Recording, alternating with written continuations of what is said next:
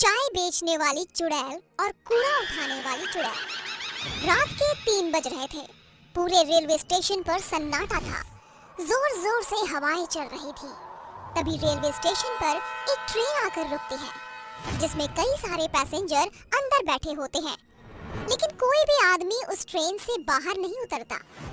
सभी लोग अपनी खिड़कियां बंद कर लेते हैं कि तभी अंदर से एक औरत अपने पति से कहती है, सुनिए जी, इस स्टेशन पर कोई उतर नहीं रहा। ट्रेन आगे क्यों नहीं बढ़ रही? और सबने अपनी खिड़कियां क्यों बंद कर ली? कितनी गर्मी हो रही है, ऐसे तो मेरा दम घुट जाएगा।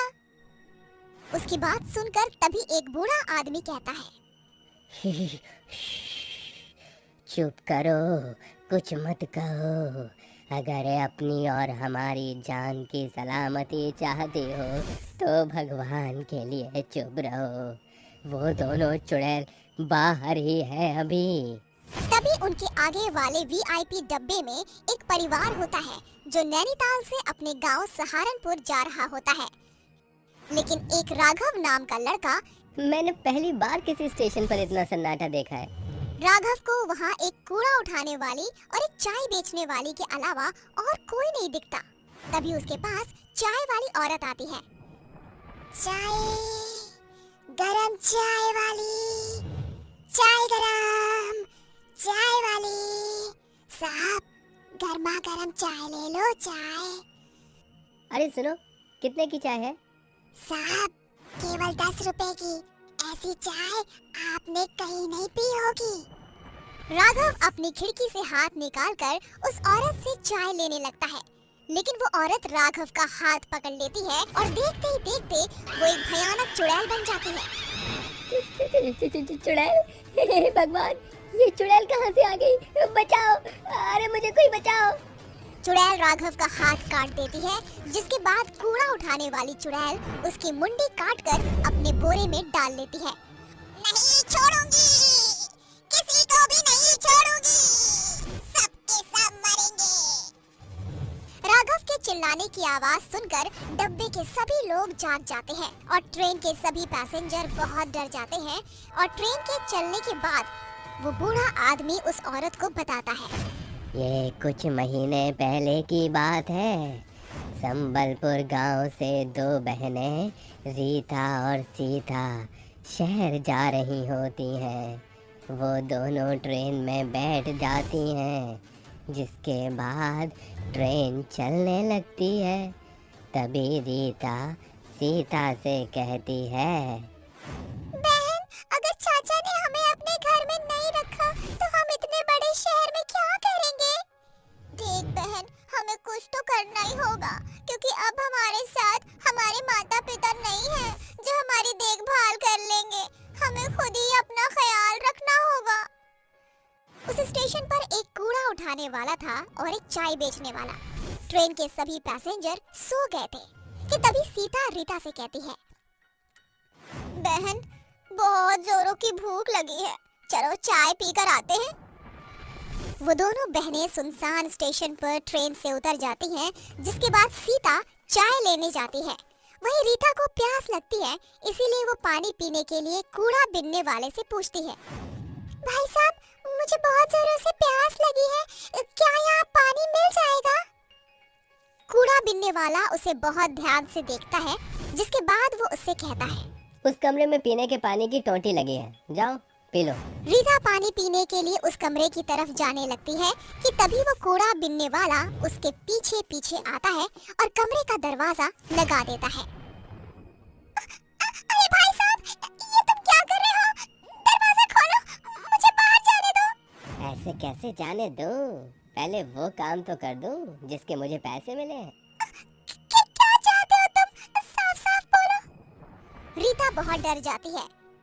इतने में वो आदमी एक खंजर निकालता है और उसके दोनों हाथ और उसकी मुंडी काट देता है। रीता वहीं मर जाती है। उसे मारने के बाद वो आदमी चाय वाले के पास जाता है। जब सीता कूड़े बिनने वाले के हाथ में खून से लथपथ खंजर देखती है तो वो डर जाती है, लेकिन तभी पीछे से चाय वाला उसका मुंह दबाकर उसे वहीं ले जाता है जहां उसने उसकी बहन रीता को मारा था। ये तुम क्या कर रहे हो? तुमने मेरी बहन को सीता कुछ कहती, इससे पहले उस आदमी ने उसके दोनों हाथ और उसकी मुंडी काट दी। उस दिन दोनों बहनें मर जाती हैं। उनकी मौत क्यों हुई, आज तक इस बात का पता नहीं चला। सरकार ने भी उन दोनों बहनों की मौत का पता नहीं लगाया, लेकिन उस दिन के बाद वो दोनों बहनें भयानक चुड़ैल बन गईं, जिसके बाद वो रेलवे स्टेशन से उतरने वाले हर एक पैसेंजर के हाथ और उनकी मुंडी काट देती हैं। लेकिन अगर ऐसे ही रहा तो वो दोनों चुड़ैल तो कई लोगों को मार देंगी। हाँ बिटिया, मैं जानता हूँ, इसीलिए मैं संबलपुर गांव से शहर जा रहा हूँ, जहाँ वे दोनों बहनें जा रही थीं। शायद वहाँ जाकर मुझे उन दोनों बहनों की मुक्ति का कोई रास्ता मिल जाए। वो बूढ़ा आदमी शहर में उन दोनों बहनों के रिश्तेदार यानी उनके चाचा जी के घर जाता है, जहाँ उसे पता चलता है कि उसके चाचा कुछ समय पहले ही गुजर चुके हैं। तभी रीता सीता की चाची उर्मिला उस बूढ़े आदमी से कहती हैं, बाबा, मैं ज्यादा कुछ नहीं जानती, लेकिन अपने पति को हमेशा किसी बात को लेकर परेशान देखा करती थी और मरते समय उनकी जेब से ये एड्रेस मिला था मुझे, शायद आपके किसी काम आ जाए। वो बूढ़ा आदमी उस एड्रेस पर पहुंच जाता है, जहां उसे एक बहुत ही जाने माने तांत्रिक बाबा मिलते हैं, जो उस बूढ़े आदमी से कहते हैं, उन दोनों बहनों की मौत उनके चाचा नथु लाल ने करवाई थी। वो चाहते थे कि उनके मरने के बाद गांव की सारी जमीन वो हड़प ले, लेकिन उन दोनों बहनों की मौत के बाद वो दोनों चुड़ैल बन गईं और नथुलाल को रेलवे स्टेशन की कहानी पता चली तो उसे डर के मारे हार्ट अटैक आ गया। बाबा, मेरी मदद करो उन दोनों बहनों को मुक्ति दिलाने में। उन्हें मुक्ति नहीं मिली तो वो ऐसे ही सबको मारती रहेंगी। वो बूढ़ा आदमी तांत्रिक बाबा को रेलवे स्टेशन लेकर जाता है और जैसे ही रात के 3 बजते हैं, वो दोनों चुड़ैल सामने आती हैं और जोर जोर से हंसने लगती हैं। चले जाओ यहाँ से, ये रेलवे स्टेशन मेरा है, मैं सबको मार दूंगी। हम तो तुम्हें केवल यहाँ तुम्हारी मौत का कारण बताने आए थे। क्या? हमारी मौत का कारण? तांत्रिक उन दोनों को उनकी मौत का कारण बताता है, जिसे सुनकर वो दोनों रोने लगती हैं। तभी तांत्रिक बाबा उसके चाचा नाथूलाल की आत्मा को बुलाते हैं और इसके बाद नाथूलाल गिड़गिड़ाते हुए दोनों चुड़ैलों से माफी मांगता है। बिटिया, हमका माफ कर दो, हमसे बहुत बड़ी गलती हो गई। मुझे अपनी गलती का बहुत पछतावा है। जैसे मैं इस दुनिया को छोड़कर चला गया हूँ, तुम भी मुक्त हो जाओ। ये सच बात है कि अक्सर अपने ही हमें धोखा देते हैं, लेकिन अब हमारा यहाँ रहना भी ठीक नहीं है। हम दोनों मुक्ति चाहते हैं।